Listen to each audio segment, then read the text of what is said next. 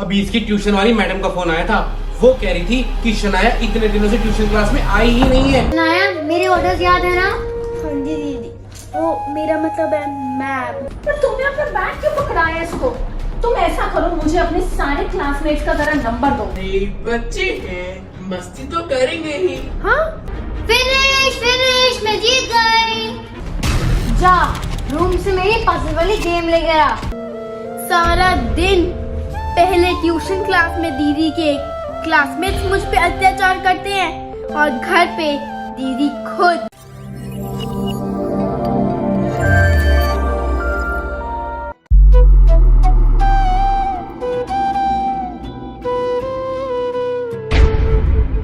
मिल गई है नाना दीदी की पजल वाली गेम। शनाया! हाँ जी नाना दी, आई मीन मैम। इतनी देर लगती है बस एक गेम ढूंढने में? वो मैं बस लेके आ ही रही थी। यूजलेस। देखो, इस काम के लिए पनिशमेंट मिलेगी। वहां पे जा, कोने में हाथ खड़ा करके खड़ी हो जाओ।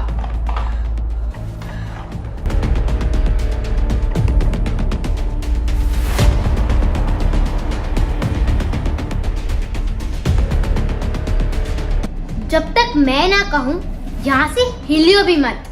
ठीक है मैम।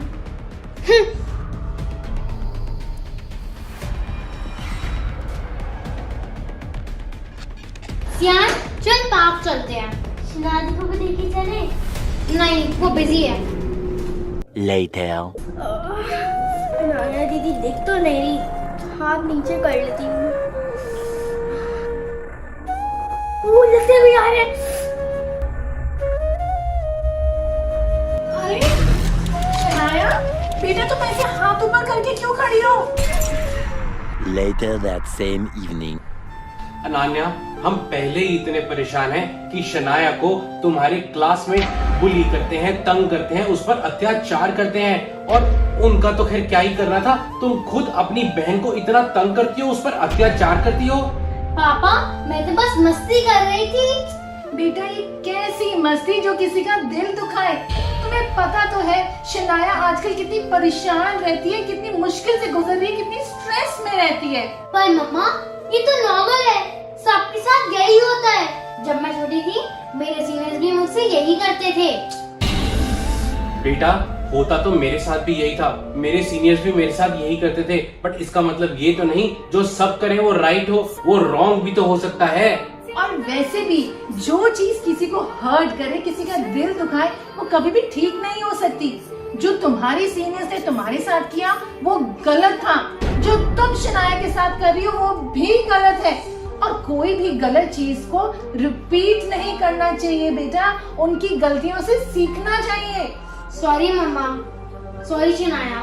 आगे से मैं किसी को बुली नहीं करूंगी और अत्याचार भी नहीं करूंगी।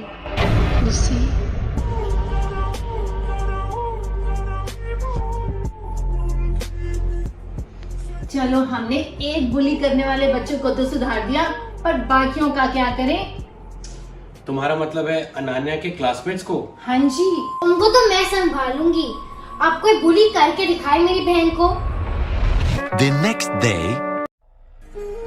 मम्मा, हम ट्यूशन जा रहे हैं। ठीक है बेटा। बाबा जी, बस शनाया की सारी मुश्किलें दूर कर देना। Later.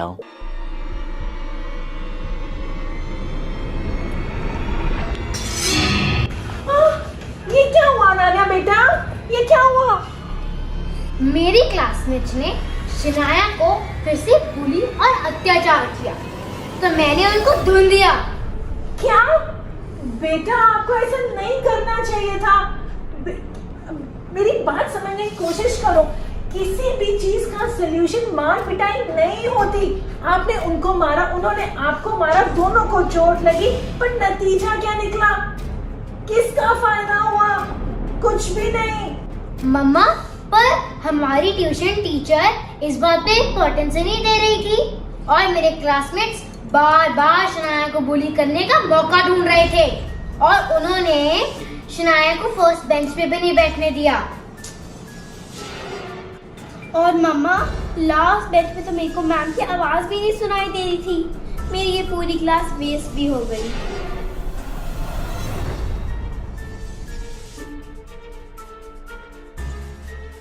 मैंने सोच लिया है कि इस प्रॉब्लम से कैसे छुटकारा पाए। कैसे? देखो, हमें इस बात को बहुत इंपॉर्टेंस देनी होगी।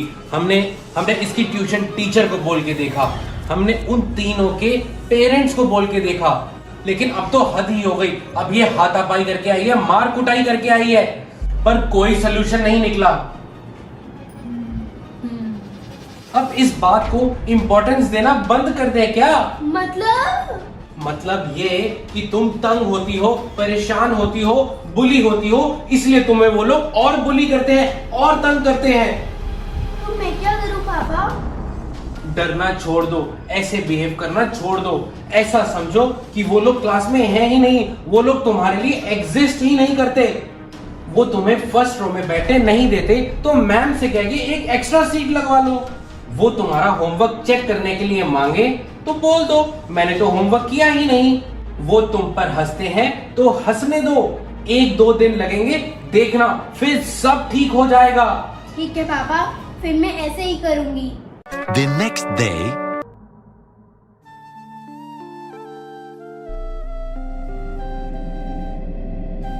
अरे वाह, कैसा रहा बेटा आज का दिन? अच्छा तो नहीं रहा, पर पहले से बेटर था। वो मेरे से मेरी पानी की बोतल मांग रही थी, तो मैंने उन्हें कह दिया कि मैं तो अपनी पानी की बोतल लाई नहीं। फिर वो मेरी नोटबुक खींचने लगे, फिर मैंने मैम को शिकायत लगा दी, और आज तो मैम ने भी उन्हें इतनी जोर से डांट मारी। अरे वाह! जो अपनी मदद करता है, भगवान भी उसकी मदद करता है, सारे के सारे मिल के उसकी मदद करते हैं। हाँ जी, पर वो कोशिश तो पूरी कर रहे थे मुझे परेशान करने की। कोई बात नहीं बेटा, तुम देखना एक दिन सब ठीक हो जाएगा। the next day,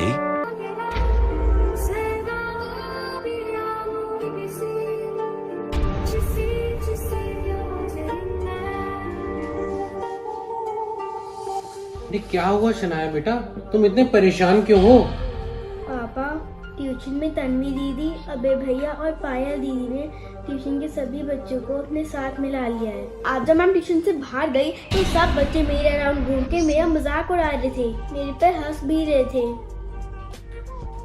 तो फिर आपने उनको जवाब देने के लिए क्या किया?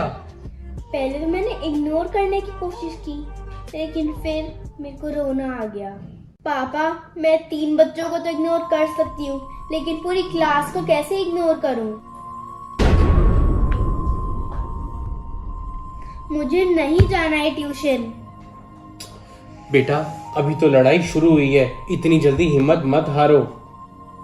तो मैं क्या करूं?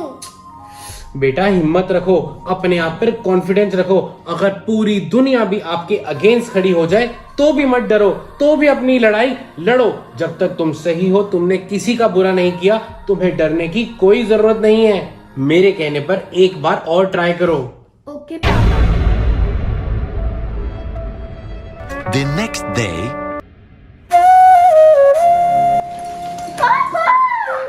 क्या बात है, आज मेरी बेटियां बड़ी खुश लग रही हैं।